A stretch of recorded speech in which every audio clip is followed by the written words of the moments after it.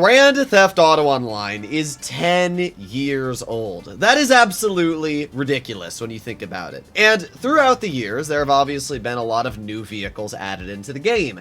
And a lot of the new vehicles have phased some of the older ones out of relevancy.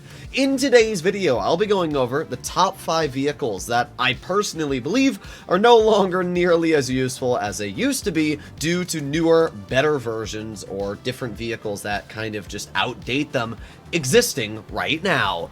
In the number 5 position, we arrive at the Kanjali and the Rhino tank.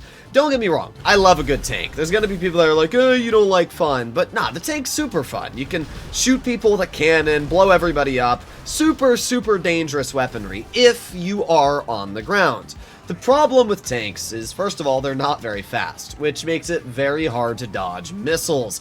But second of all, you can't really aim up, so anything that is in the sky is easily going to be able to demolish you, no problems whatsoever. Not only do we have vehicles like the Deluxo, the Oppressor Mark II, but now we've got a whole bunch of aircraft like the F-160 Raiju, the Laser, the Rogue, and just so many different vehicles that I really can't see a reason to why you would use the tank in missions or really much of anything apart from pure fun. Now don't get me wrong, it's a fun vehicle. I'm not going to say it's not worth the price because you can't put a price on fun. But in terms of practicality and in terms of actual usefulness, this is by far one of the most unuseful vehicles that you can purchase in GTA.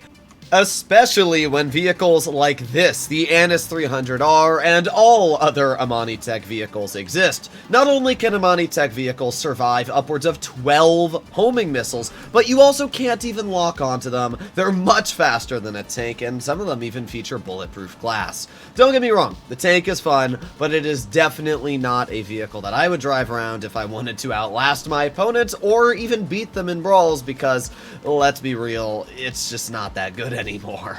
Next up, we have this sexy sports classics, the Stomberg. I'm still a big fan of this vehicle. It looks really nice, and it has some decent capabilities going for it. But, compared to the Toreador, it actually has nothing going for it. Every single thing that I'm going to tell you about the Stomberg, the Toreador can do better. But let's start off with the Stromberg's capabilities. First of all, it features an insanely dangerous machine gun that does about the same damage as a minigun. I don't know why Rockstar gave it a super deadly machine gun, but as you can see, it does ridiculous amounts of damage. If you shoot at any car in front of you, it will obliterate the cars. The Stomberg also features missiles, which is pretty dang nice. These are homing missiles, and they are Mark II homing missiles, meaning that they'll basically destroy anything that flies in front of you.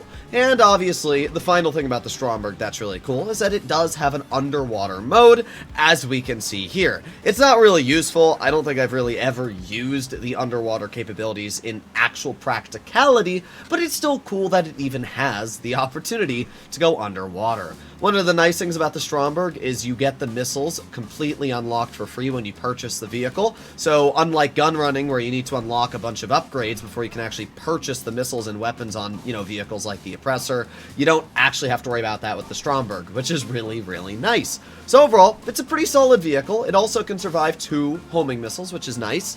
But yeah, overall, when we pull out the Toreador, it just kind of craps on it. First of all, the Toreador is also a sports classics. Not only is it a sports classics, but it has a higher top speed than the Stomberg, and that's without even including the fact that this vehicle also features a rocket boost. Instead of having a limited amount of missiles at 26, this vehicle can shoot forever. I could just keep shooting these homing missiles over and over and over. Some people feel that the Toreador was nerfed and that it no longer has unlimited missiles, but nope, that is not true. This vehicle will still shoot forever and ever and ever. I should also add that these are also Mark II homing missiles, making them just as effective as the Strombergs. In terms of the machine gun, it is also just as dangerous. For example, this Feltzer in front of us, well, it's about to be a Notzer. Yeah, it's dead already. The machine gun on this vehicle is literally just as dangerous as the Strombergs. Missile survivability, you might ask? Well, this can survive upwards of 8 to 7 homing missiles. As we said, it was only 3 to 2 for the Stomberg.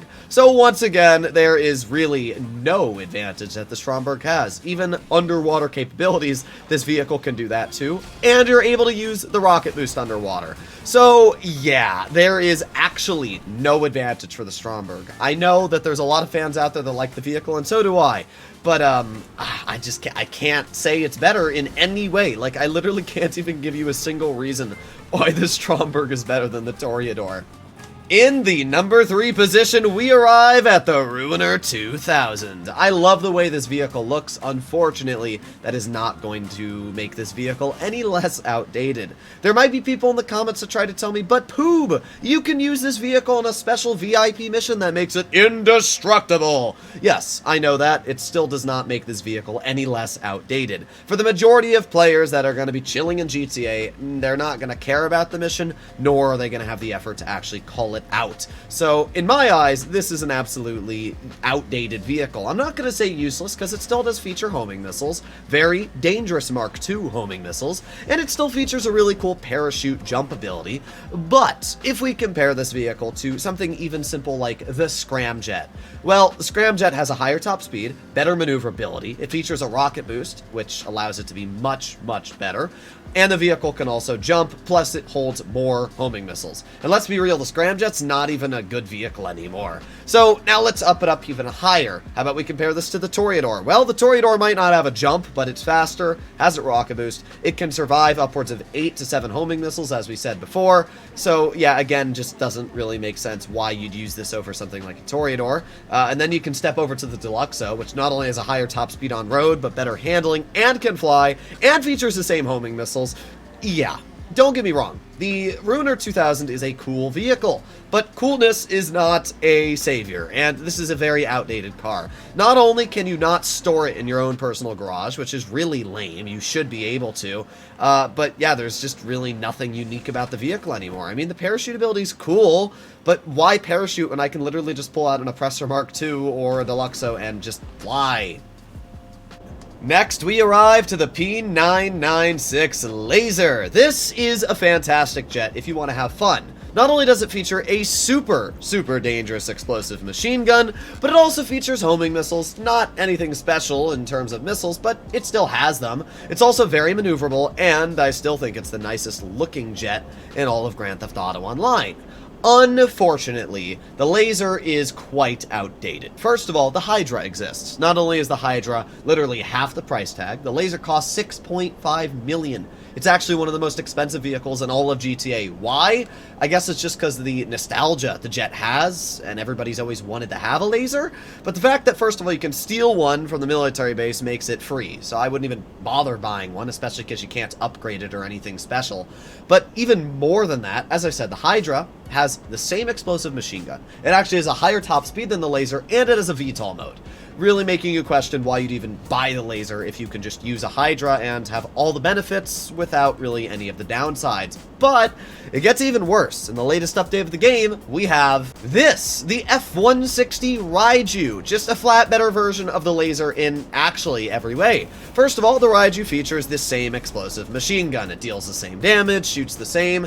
So yeah, in terms of the weaponry, the explosive machine gun is the same.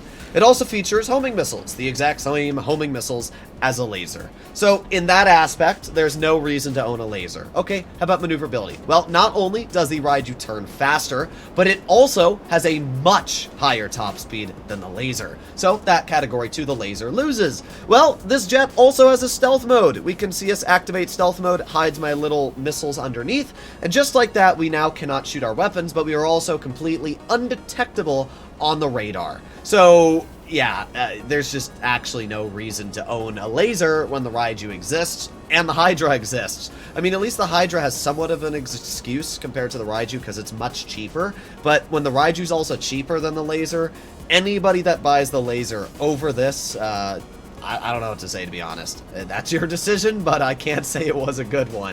And to finish off today's video, we have the Rocket Voltic. It's a super fun car to drive because it has a big ol' rocket strapped to the back. Unfortunately, I literally cannot tell you a reason why you should buy this vehicle. Like, the rocket's fun. Look at that. We got a big ol' speed boost, and it recharges fairly fast, which is also pretty cool. But, yeah, the other rocket vehicles are just better in every way. We have the Vigilante, which not only has a higher top speed, better handling, but also features missiles and weapons. We have the Toreador, which features a rocket and a higher top speed, missile survivability, rockets, you know, everything else once again. How about we go over to the Scramjet? Features rockets, higher top speed, and even bigger, better boost. Yeah, actually every single rocket vehicle in the game is better than the Rocket Voltic.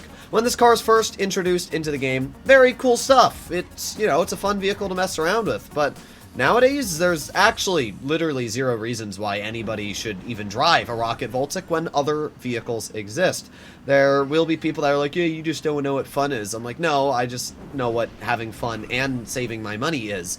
Yeah, I just cannot recommend to own the Rocket Voltic. And the worst part is you can't even own it in your garage. Personally, I think Rockstar should buff the rocket on this vehicle or something like that. I don't know. Let me know in the comments down below what you guys think about the Rocket Voltic. But it's a little sad to see a vehicle that was so loved and just now is basically useless due to the fact that there are so many other versions of rocket vehicles available in the game. Hopefully, at the end of the day, you all enjoyed today's video. Hopefully you learned a thing or two, and let me know if you did. Obviously, make sure to click that subscribe button down below if you enjoy the content, and I'll see you all in the next one. Bye-bye.